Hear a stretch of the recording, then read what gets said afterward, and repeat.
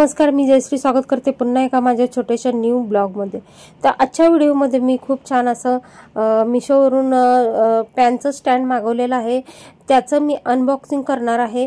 Video पूर्ण पहा। Video आवडला तर असेच व्हिडिओ छान छान पाहण्यासाठी नक्की चॅनलला सबस्क्राइब करून माझ्या यूट्यूब चॅनलचे मेंबर तुम्ही बनू शकता।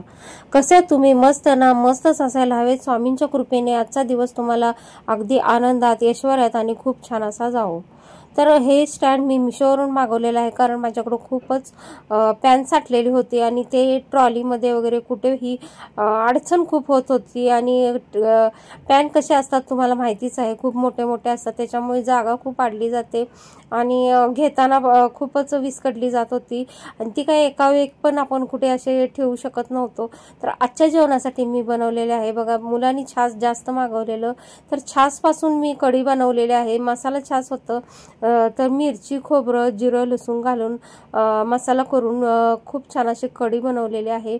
आणि मिक्स व्हेजिटेबल भाजी बनवलेली आहे, वाटाणा, फ्लावर आणि परसबी हे सर्व होतं माझ्याकडे। तर बटाटा घालून मी छान अशी मिक्स व्हेजिटेबल भाजी बनवलेली आहे आणि राईस बनवलेला आहे आणि पुढे चपात्या बनवायच्या आहेत अजून। तोपर्यंत म्हटलं पॅनसाठी जागा करावी, तर हे स्टोरेज कपाट होतं माझं किचनमध्ये, तर म्हटलं इथे बघितलंच तुम्ही खूपच एकदम अशी भांडी साठलेली आहेत।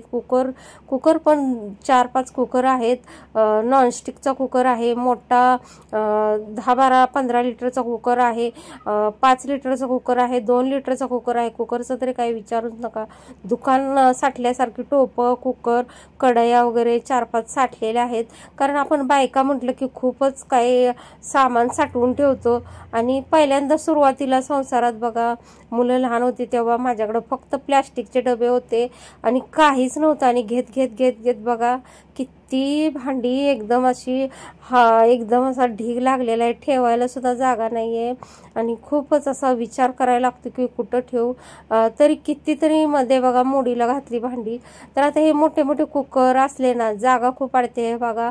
हा नॉनस्टिकचा कुकर आहे, 5 ते 7 लिटरचा कुकर असेल, खूपच हेवी आहे, तर कधीतरी आपण काढतोच। आणि हे बघा, हे पॅन असे मोठे मोठे आहेत।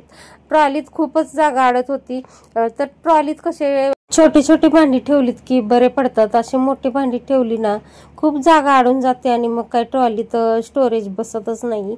तर पेले वाट्या वगैरे पण खूप होत्या, कसं पाहुणे वगैरे आले की खूप लागतात। आणि कसं असतं तुम्हाला माहितीच आहे, जर आपण मनाला शांती असेल, खूप समाधान असेल, पाहिजे ते भेटत असेल, तर आपण छोट्याशा झोपडीत पण संसार करू शकतो। आणि तेच म्हणजे मी केलेलं आहे। आणि असंच जर असेल तर खरंच सुख, समाधान, शांती आणि आपल्याला जे पाहिजे ते पुढे आपल्याला भेटतच जातं। थोडे दिवस काढावे लागतात। तर कसं असतं, ज्या घरात आता समजा पैसा पाणी खूप आहे आणि रोज नवरा बायकोची भांडणं वगैरे खूप होत असतील, तर त्याला काय अर्थ आहे? मनाला शांती नाही तर त्या पैशाला आणि कशालाच काही नसतं अर्थ आहे, ते पण आपलं निघून जातं। तर थोडंसं घरामध्ये काहीही असू दे, भांड्याला भांडं वाजतंच। कोणाचंही घर असू द्या, राजाचं जरी घर असलं तरी त्याच्या घरात भांडणं होत असतात। तर एकाने शांत, दोघातले एकाने शांत थोडंसं राहिलं ना, चूक तर म्हणतात की कोणाचं, आपण तर माणूस आहे, चूक होतच असते। तर थोडीशी चूक झाली तर समोरून नवरा जर ओरडत असेल तर आपण थोडंसं शांत राहिलं तर भांडणं जास्त वाढत नाहीत। आणि नंतर काय असेल ते आपण समजावून सांगायचं की असं नाही, असं बाबा, तर आपलं पुढे वाढतच जातं आणि आपल्याला जे काही नसेल ते संसारात भेटत जातं।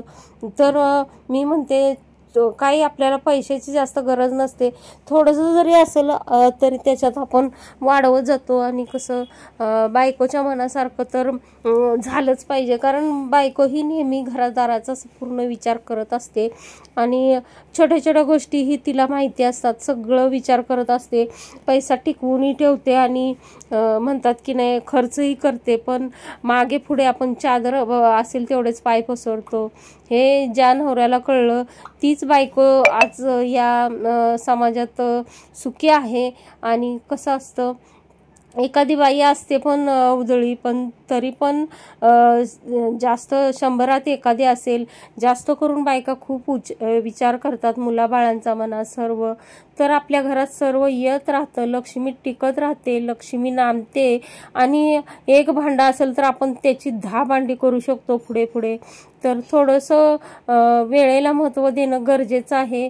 आणि खरंच खूप म्हणजे असं मी दिवस हे केलेले आहेत, अनुभवलेले आहेत. आणि तिथून पुढे मी निघून आत्तापर्यंत इथपर्यंत पोहोचलेले आहे. पण खूप असं म्हणजे मी काही कर्ज वगैरे केलेलं नाही, ते आहे त्या गोष्टीत समाधानी राहून. आता बघा, हे बघा असं स्टँड आहे.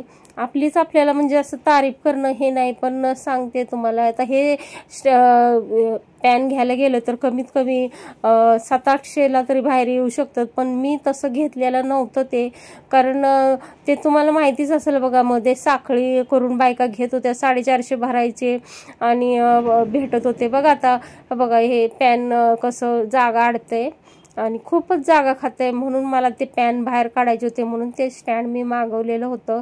आणि कसं आहे, सर्व भांडी लागत जातात बघा. हे एका बाजूने बघा हे त्याचं निघूनच पडलंय, काढताना वगैरे हे होत होतं. आणि हे बघा, बहुतेक करून मिशोवरून मी खूप असे भांडी मागवलेले आहेत, खूप चांगली निघालेत. आणि हे बघा, हे असं स्टँड दिसतंय आणि खूप छान मस्त मला आवडलंय. असेच तुम्हाला व्हिडिओ पाहायचे असतील तर नक्की चॅनलला सबस्क्राईब करा आणि सबस्क्राईबच्या बाजूला बेल आयकन प्रेस करा.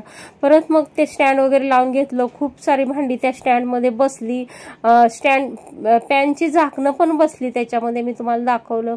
आणि आता चपात्या राहिलेल्या तर चपात्या करून घेतल्या, 5-7च केल्या, रात्रीची वेळ होती. आणि बघा, ह्या अशा तव्यामध्ये बेसनच्या पोळ्या केल्या की चिटकत नाहीत, पटकन अशा होतात आणि भाजतात पण खरपूस छान अशा.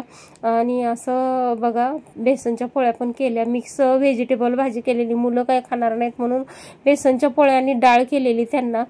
तर हे बघा, छान झालं जेवण ही. आणि हे बघा, असं एक मी डबा खाली झाला की घासून घेते. साखरेचा डबा खाली झालेला तर तोही घासून घेतला. चला तर भेटूयात लवकरच नेक्स्ट व्हिडिओमध्ये. Bye bye. श्री स्वामी समर्थ सर्वांना.